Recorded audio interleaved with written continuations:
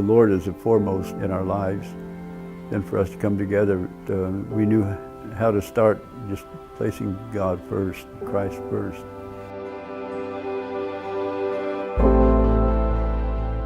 My mother died when I was about 4. That was in 1937. And shortly after that, my sister and my brother and I were moved to the homestead, the ranch where my grandparents lived in northern state of Washington. And we lived there for several years. My grandmother died, and so then we were sent to live with other family members, except for my sister. A family adopted her, a family friend. But that's where I joined the Navy. I turned 17 in that town, and so I had, being 17, I had to get away from home. Kind of normal, I guess, for some people. And but anyway, when I went to the Navy, I was come in contact with people that knew how to party, and there's worldly things, a lot of worldly things happening, and so that was all new to me. So I got involved in some of those things. I quickly learned what the world does, and how they party. And so, but then Dad remarried, so I started going to church where he was going, and a small church there in Crescent City. The pastor made an altar call, invited people, and I think they were focusing on me, because I felt the pressure, to go down to the altar and pray and ask the Lord to forgive me of all my sins, and I did that. I seriously did that, and that's a good memory. I knew that's where I first believed I accepted the Lord, and things started changing for me at that time. I was reading the Bible before, but I thought it was just a book, just an encouraging, self-help book. But after I accepted the Lord, I started developing a hunger for God's Word, and so I got married and started a family, and my wife had a set of twins, and the son died, my son died, and of course being too weak, he died, and so then the other twin was a girl, she's a blessing today too. One vacation trip that we were going on, just going to Oregon to where her parents lived.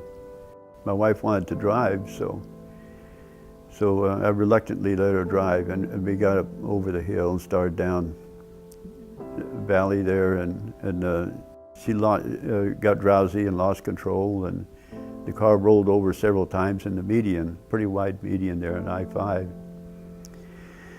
So everyone was thrown out of the car,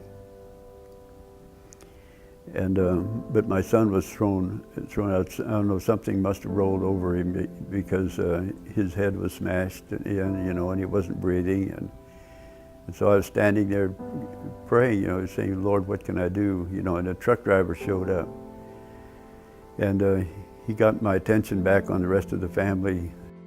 Of course, they took my son to the nearest hospital, and that's where he was pronounced dead,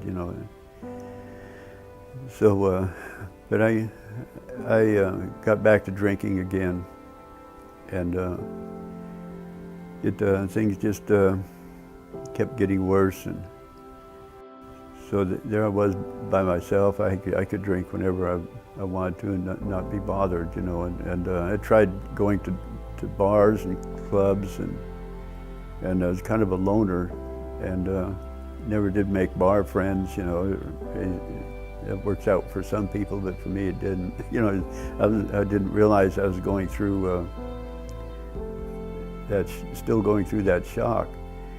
I come to a point, where I really felt like I really need to quit drinking, and so I was driving down a mountain road. I come to the bottom of the mountain there, and had to stop the car because I had to really made a recommitment to the Lord, to make a new start.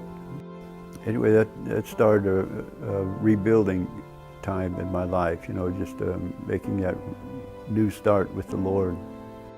I grew in my faith and commitment to the Lord and understanding of His Word, and it really blessed me just to read the Bible and understand God's Word.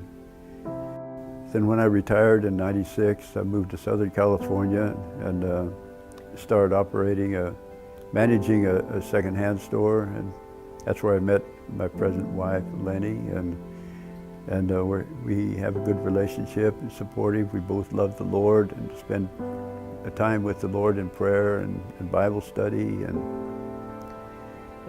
just like heaven almost, heaven on earth.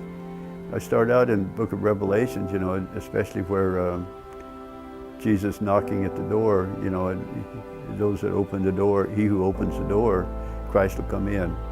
That meant a lot to me. I still have that memory.